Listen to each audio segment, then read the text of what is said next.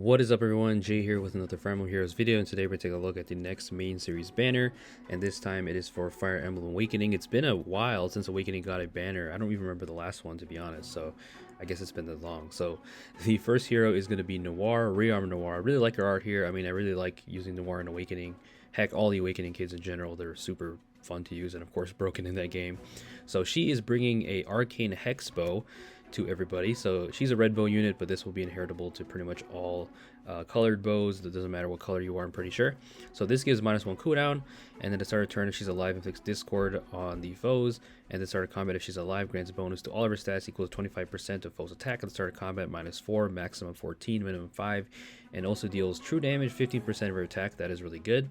And then also has the flat damage by 7 on the first hit, including the brave hits, and then also has the special jumping -1 to herself or whoever's using this before units first attack during combat. So this is of course way better than Dark Bow, because Dark Bow, while it was nice with the desperation, it is outdated in terms of stats, and you don't have the desperation here, but you can of course just outsource it from like Emblem Lin, or use it in your B slot. I mean, B slots are competitive, but still this is obviously better overall than Dark Bow. And even if you are using desperation, you are kind of removing the damage reduction, because if you're going to kill them anyway in 2 hits, then you kind of you're not going to make use of this 7 flat damage output, or damage reduction, sorry.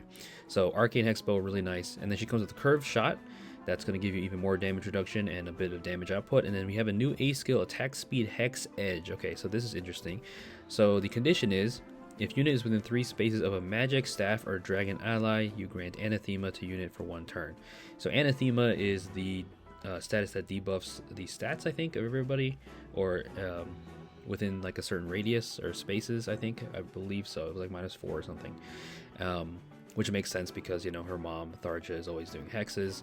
Anathema is one of the skills from the sorcerer, or sorry, the dark mage class in Awakening. That line of dark mage, sorcerer, whatever whatever specific class it was. It's been years since I played Awakening, but anyways. If Anathema is active on unit, you grant attack speed +7, you deal +5 true damage. Okay, that's amazing, on top of the true damage you already have in the weapon. And then you also have the damage reduction halving. So that's incredible, because you're not using Deadeye, so you can have that made up for in this skill. The only downside of this skill is that it does have the condition of within 3 spaces of a magic, staff, or dragon ally, which isn't the biggest deal. I mean, there's a lot of great mages in the game.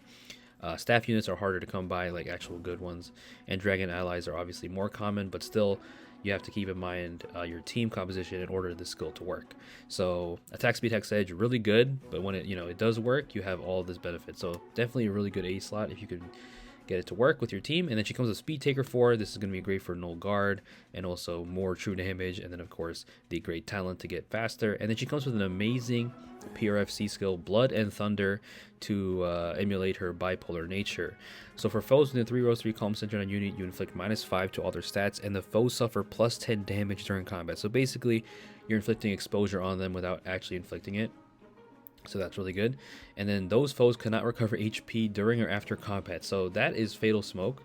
And any kind of healing is negated pretty much. And then when an effect such as Feud is triggered for allies, excluding unit, that effect will also neutralize this skill's cannot. Okay, so Feud they're basically clarifying that Feud will negate this part, which makes sense because Feud negates any kind of skill if in a 1v1.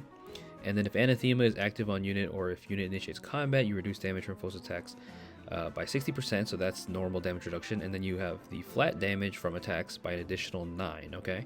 And then you have buff nullification, null follow-up, and 7 HP healing. And then if Anathema is active on unit, or if unit initiates combat and penalty is active on the foe, which synergizes with her weapon that gives discord, the foe cannot trigger specials during combat. Wow, that is really strong. There's not many units in the game that can negate your specials like that. I think the last one was Fregado, who was also a bow unit. I think it was Fregado, right? I could be wrong, but I'm pretty sure it was him. There isn't that many units that can do that, so you just negate specials. I think that's all of them. Well, excluding AoEs right here, but I mean, that's not the biggest deal. But you can negate like Aegis, Pavis, Dragon's Roar, Armored Beacon, stuff like that. So that's really good for Noire, who wants to be a nuke and just hit really hard. So Blood and Thunder is no joke for sure. It does have that, Feud thing. Well, actually, hold on. Did I read it right? If Feud is triggered for allies, excluding herself, that effect will also neutralize this skill. Okay, so if the allies are hit with Feud, then this skill won't work, I guess. Which is interesting.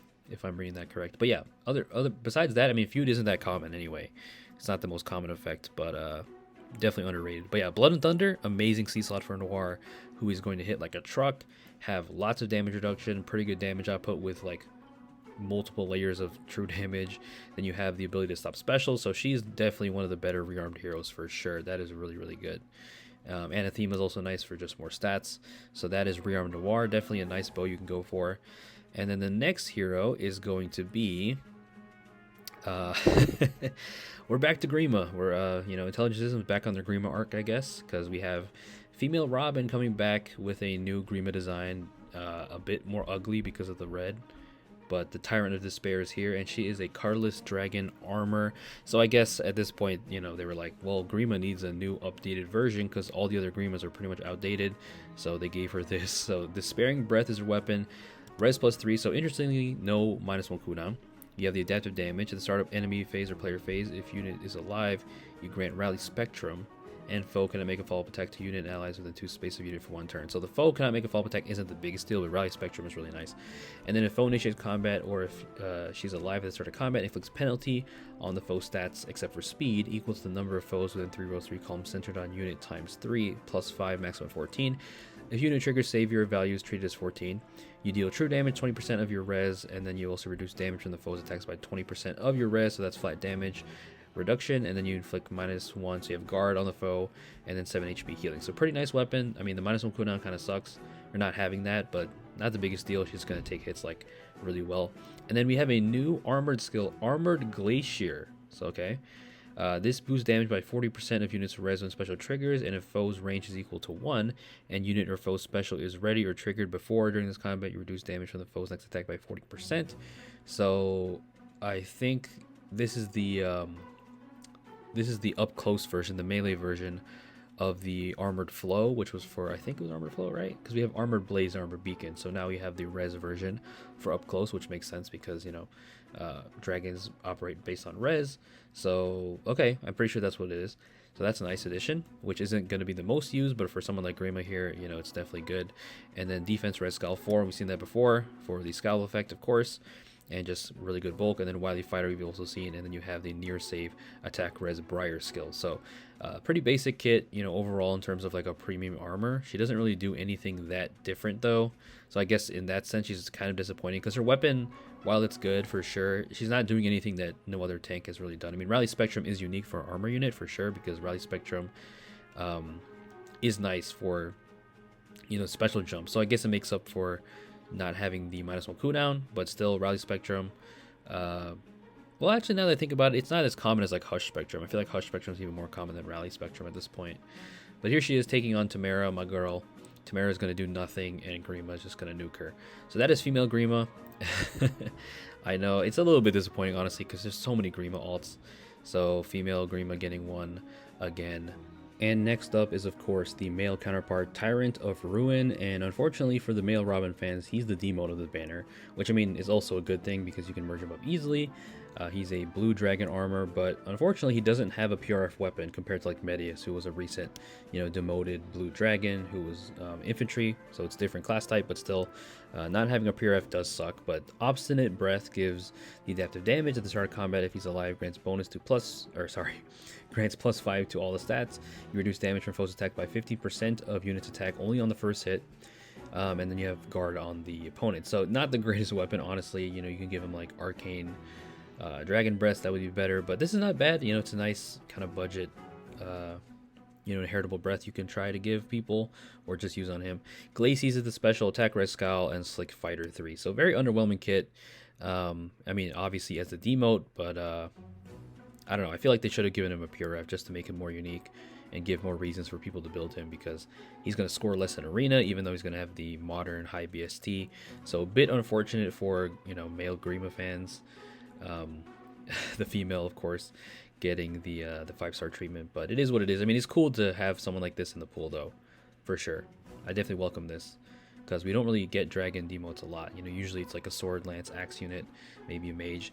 And then we have the new attuned hero, which is Noire's mother, Tharja. So this banner is going to have a lot of controversy. Already it kind of does with the choices. But we have Gloomy Mage Tharja. She is a green tome flyer.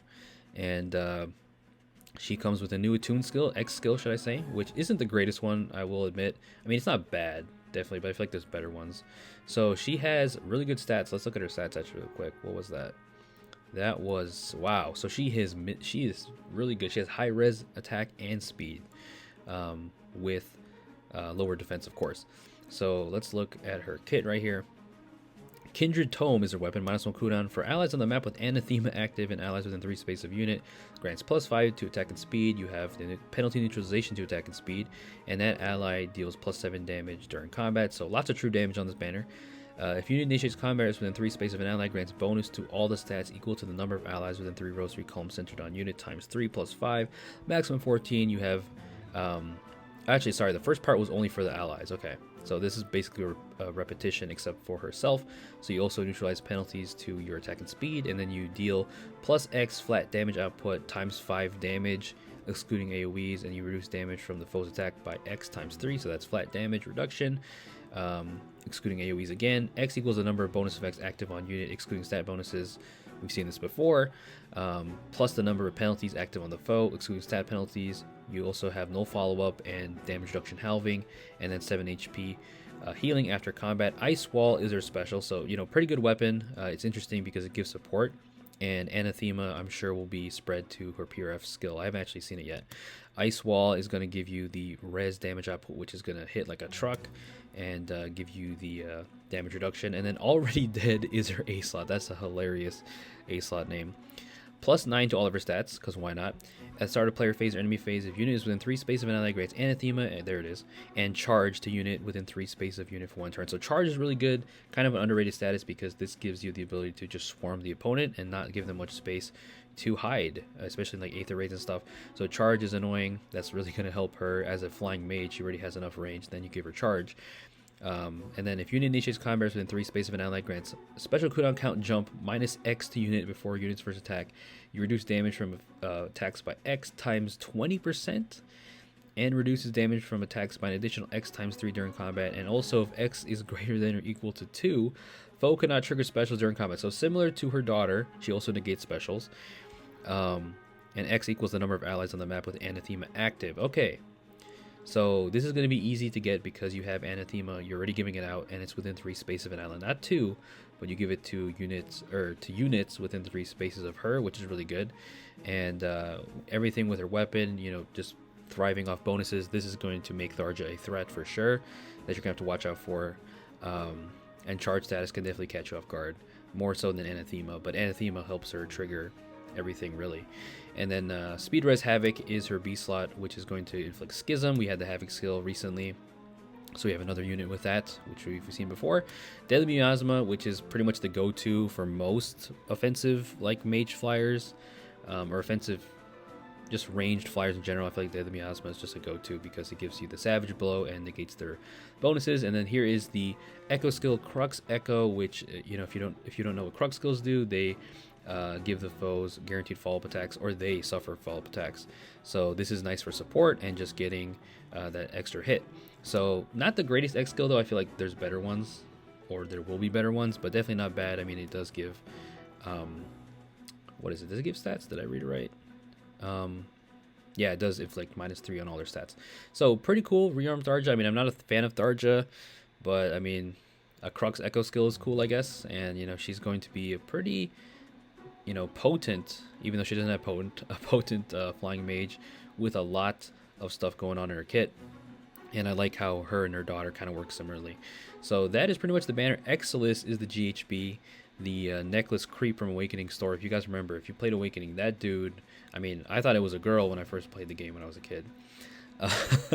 But it's a guy. He has no neck. He's just super creepy. So it'd be interesting to see what he has, what the hell he's going to have. And then we have new OCs. You saw her right there. There is the Allfather. So we have art for them. And there is the necklace creep Exilis. So yeah, that is the Awakening banner. Let me know what you guys think down below. I think this banner is kind of boring. I love Awakening. It's one of my favorite Fire Emblem games, but this choice of characters was pretty meh, because I mean, every character here already has alts, especially Tharja and Robin. They have lots already. I mean, Exilis is new, but he's not on the banner. He is the GHB. I mean, Noire can get a pass because Noire doesn't really have that much, but Tharja, Robin, you know, Grima again, because most of Robin's alts are attached to Grima, it feels like. So I know people are not going to like this one, especially with the male being demoted, but it is what it is. I guess maybe they're saving the next Awakening banner to be more creative. I don't know. They definitely could have been better with this one, but you know, that's what happens sometimes. But yeah, leave a like if you guys enjoyed. Please stay safe out there. Peace out.